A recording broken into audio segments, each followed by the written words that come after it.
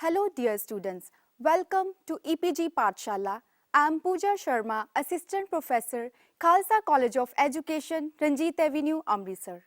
Well students, today we will study the topic Emerging Issues and Problems of Educational Administration.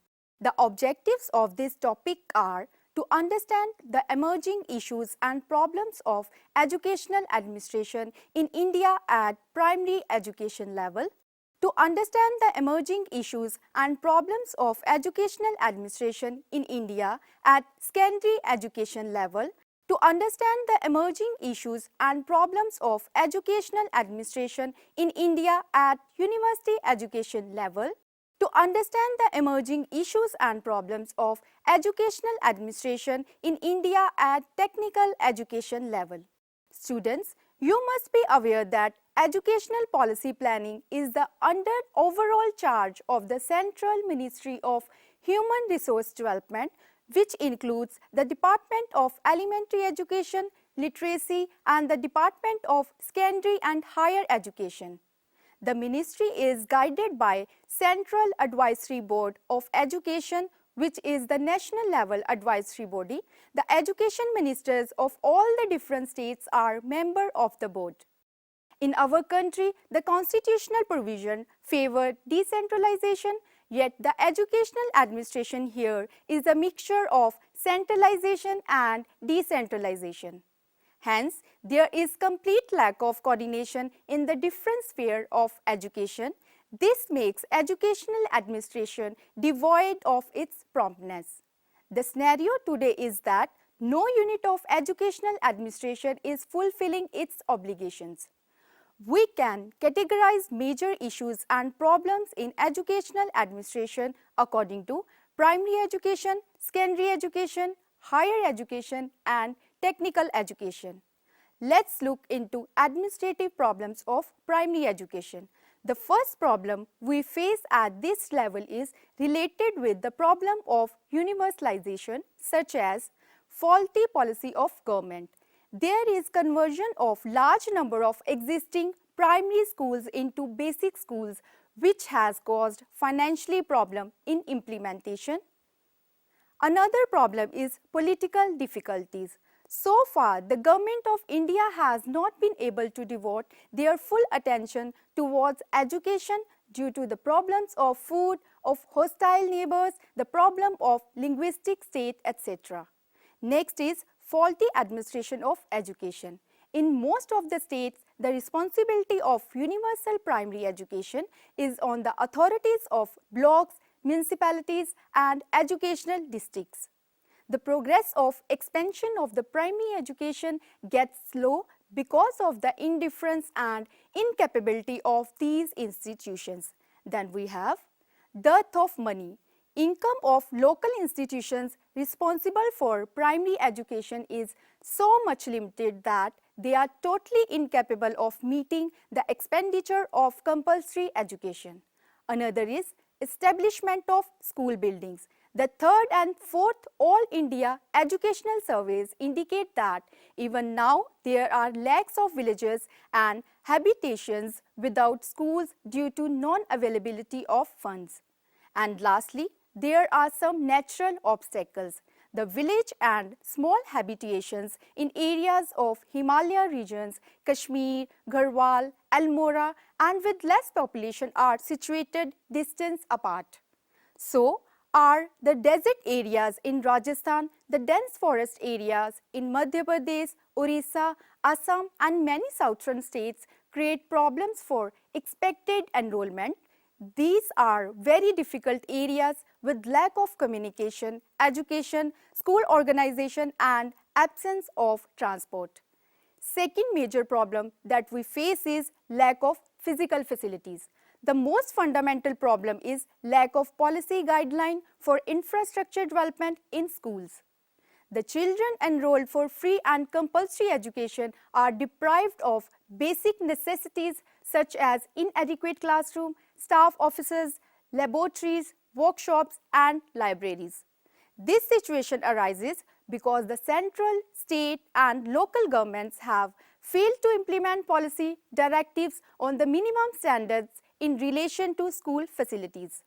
Although the Supreme Court has directed the centre and state governments to provide basic infrastructure including drinking water and toilet facilities in all the schools, still there are many schools which lack in physical facilities. Next major issue we deal with is the midday meal. Midday meal scheme was started to lure children to come to school and improve enrollment with the help of free food. Improper food preparation and unhygienic conditions has caused death of children and many of them fall ill. Other issues range from delayed payments, cooks not receiving pay and food not being delivered or being wasted. There is even embezzlement of the money by way of fake enrollments. It is also a difficult challenge to deliver food to rural areas. Roads are not paved and the infrastructure is lacking.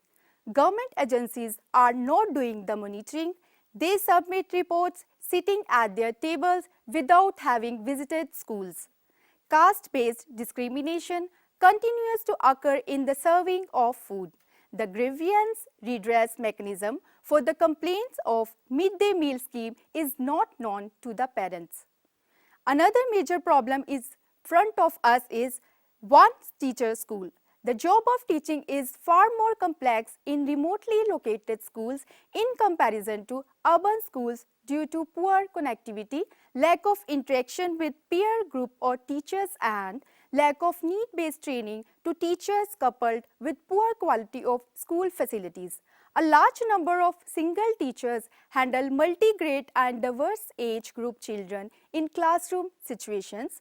Last but not the least obstacle in the way of universalization is wastage and stagnation.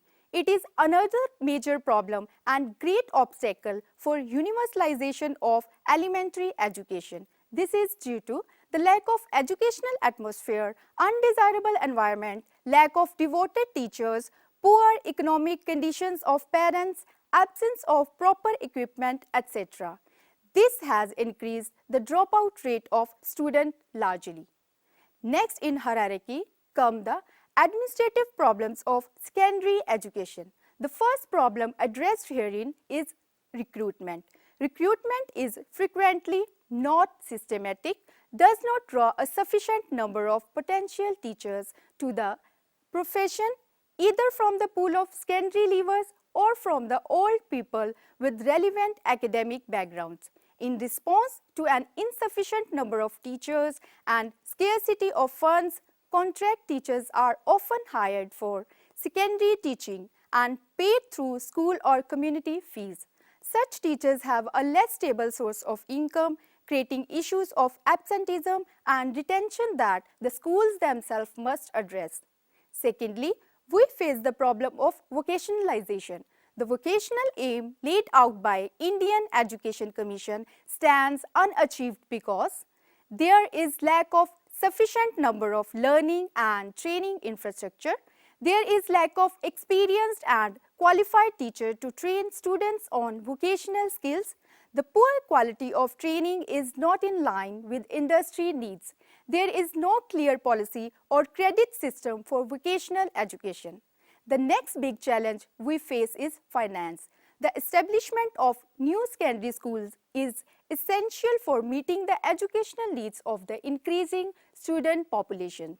While India has continued the drive towards universal elementary education, since 2000, the share of investment financing for secondary education has declined significantly. The next problem in line is nationalistic versus private enterprises. Parents value good quality education and are willing to pay for it. Poor quality of education in poor government schools is considered as a major reason for the rapid growth in the number of private schools. In a private school, the teachers are accountable to the manager who can fire them and through him or her to the parents who can withdraw their children. In a government schools, the chain of accountability is much weaker as teachers have a permanent job with salaries and promotions unrelated to performance. Next problem we have is lack of physical and learning resources. Due to lack of teaching and learning aids in the schools, teachers face many problems during teaching process. Some schools even do not have basic aids such as boards and books. Some schools do not have classrooms and library. There are no playgrounds for the physical development of students. This situation has created more problems for teachers as they cannot provide the students wider opportunities for learning and development. In these conditions, teachers fail to create meaningful learning environment in schools. Next problem is lack of supervision. It has been found that there is a poor concept of supervision in our schools. In our country, the process of supervision is characterized with the notion of inspection. Supervisors create fear during the process of supervision in the minds of teachers. The supervisor behave like kings and treat the teachers like slaves. This trend has created mistrust and discouragement among the teachers. The supervisors, instead of providing constructive feedback, give order to the teachers and hence no improvement takes place. Last problem at this level is lack of coordination. The problem of coordination has taken roots due to weak communication between policymakers, staff, parents and the community. Teachers remain at the receiving end in all areas, be it making of curriculum or any other policy. The teacher participates only in the implementation, not in the developmental part. There is even lack of coordination between teachers and principals, which has stopped discussion on mutual problems faced by teachers in schools. Now, we will talk about administrative problems of university education. The main problem in some of our university is those of autonomy and inclusion of policies. This largely affect the effective functioning of higher education institutes. The university have direct relation with chancellor and legislators, but ministers also poke their nose in some matters. Since university enjoy legal positions, political interest in them become inevitable. The next problem we face is related to admission. Higher education is very costly affair. Due to poor economic conditions of the country, it is not possible to provide higher education to all. There are no definite admission rules, inadequate provision for enabling talented but economical weaker students to continue their studies on a whole-time basis, unsatisfactory provisions for encouraging self-study, no restriction in the establishment of new institution, careless planning and distance location, new institution, non-adoption of the policy of admission on the basis of merit in the view of weaker sections. Another challenge after this is addressing unrest among the students. The bulk of the students are interested only in acquiring the label of a degree for getting higher social status in the society after spending a stipulated period. In order to improve the living and working condition of the students' community, UGC has been giving financial assistance for the construction of suitable residential halls, non-resident student center, health centers, hobby workshop, etc. Yet, it is most unfortunate the student indiscipline has been increasing in volume.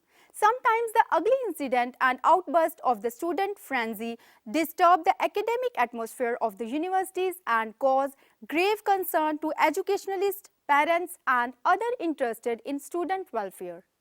Our next problem is concerned with standard of affiliated colleges on which the standard of higher education ultimately depend.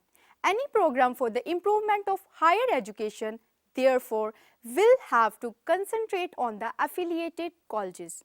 The problem of affiliation received some attention in the 5-year plan by UGC, but it is very little as compared to its magnitude. The quality of education of these colleges is inadequate due to the improper planning and location of affiliated colleges. No improvement in existing system of affiliation and no revision of the system grants in aid of the state governments. Students' participation in different administrative bodies of the university is another major concern at this level. Political corruption has polluted the source of power and authorities, and consequently the quality of decisions taken by concerned authorities have been adversely affected. Many groups of the students influenced by political parties are bound to create problems for administrations. Some of the students use this occasion to criticize others based on their personal biases.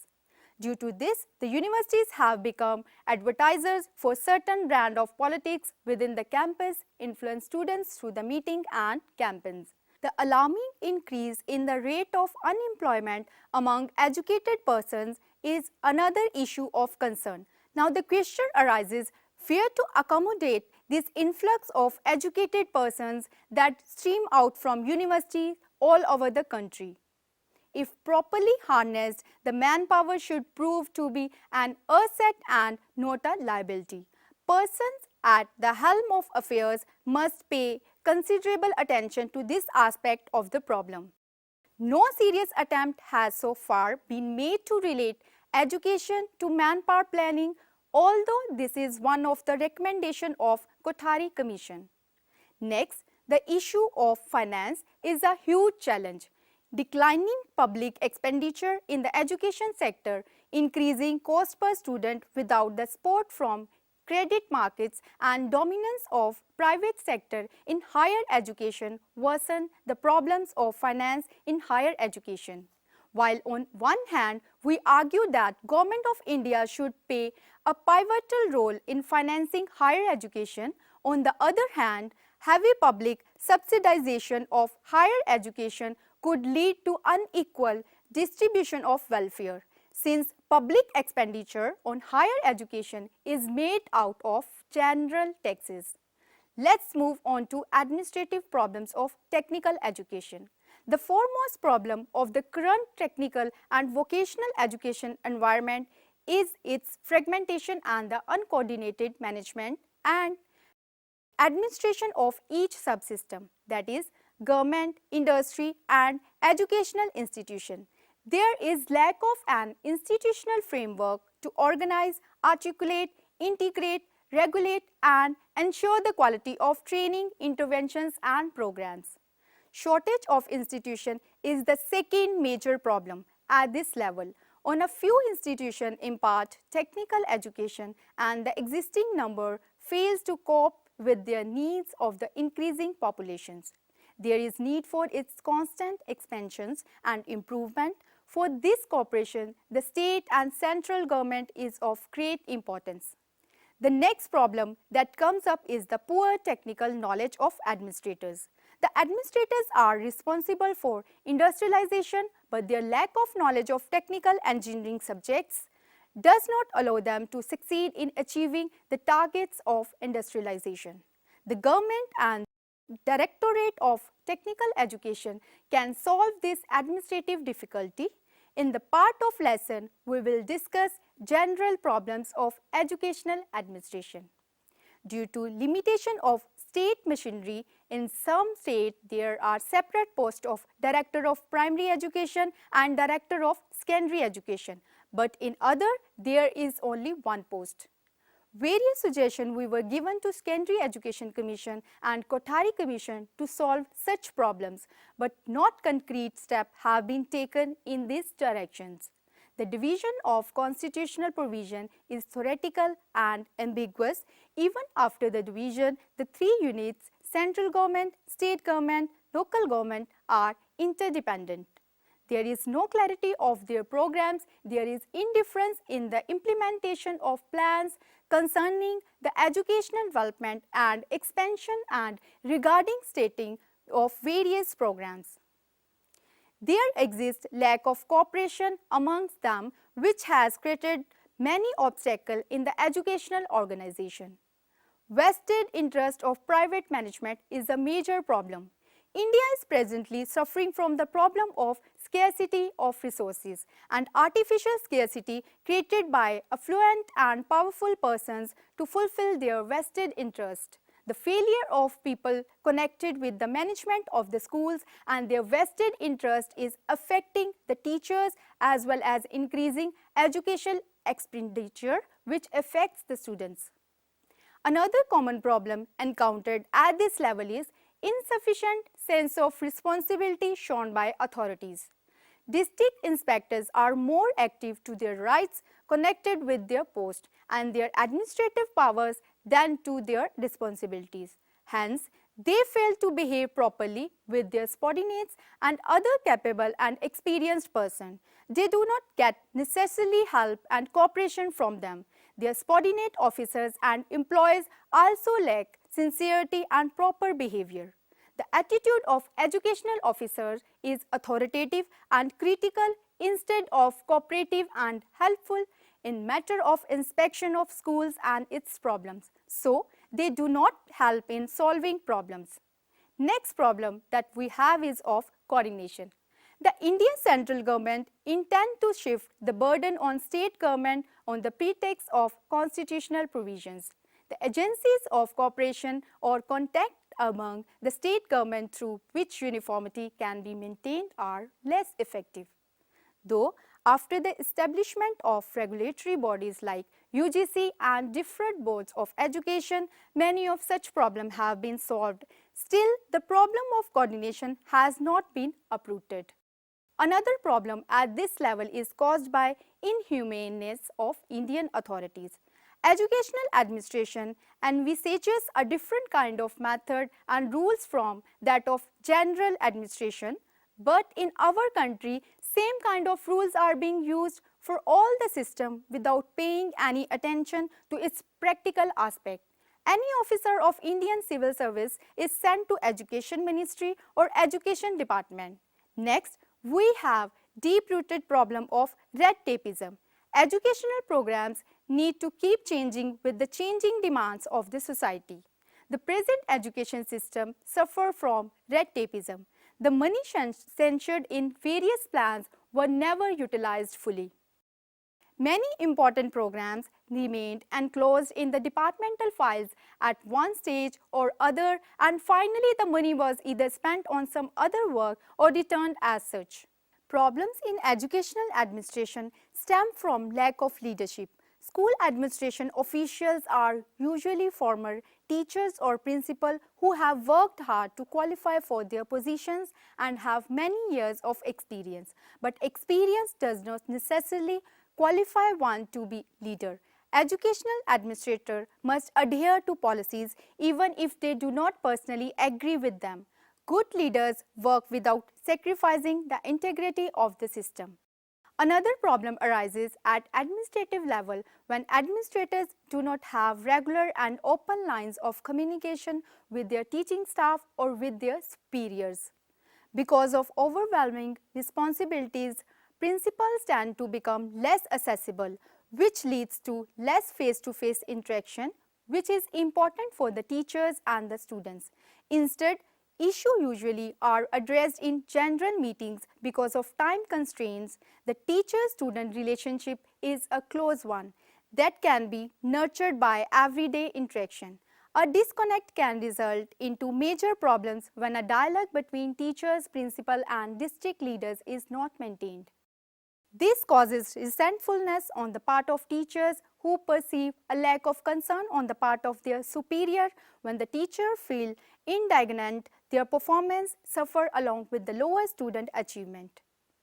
A major problem can occur in schools when certain teachers, parents or community leaders are shown favoritism based on their degree of influences or relationship with administrators. An effective administrator will make decisions based upon which is deemed to be best for the students and will stand firm in her positions and as advocate for children. In schools that have elected leaders and school boards, competition and fierce ambition can cause a problem when these concerns override the main purpose of education. The principals who prefer one candidate over another may try to persuade teachers to be like-minded.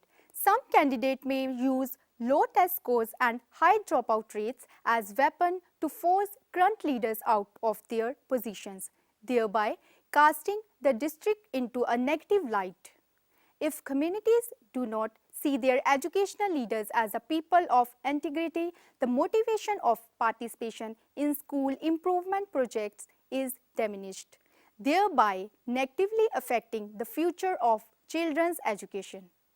That is all about the details of the topic. Now, looking back, we may see that this module discussed about the emerging problems of educational administration at various levels.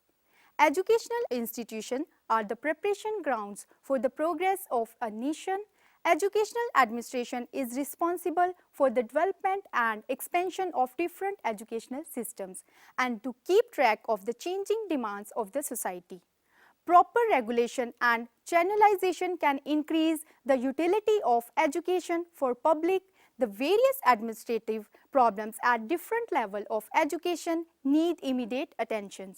The appointments at important posts of education department should be according to the qualification of people. Every education officer appointed should have ability of preparing budget, planning and guidance, organization, reporting, administration and coordination. Thank you.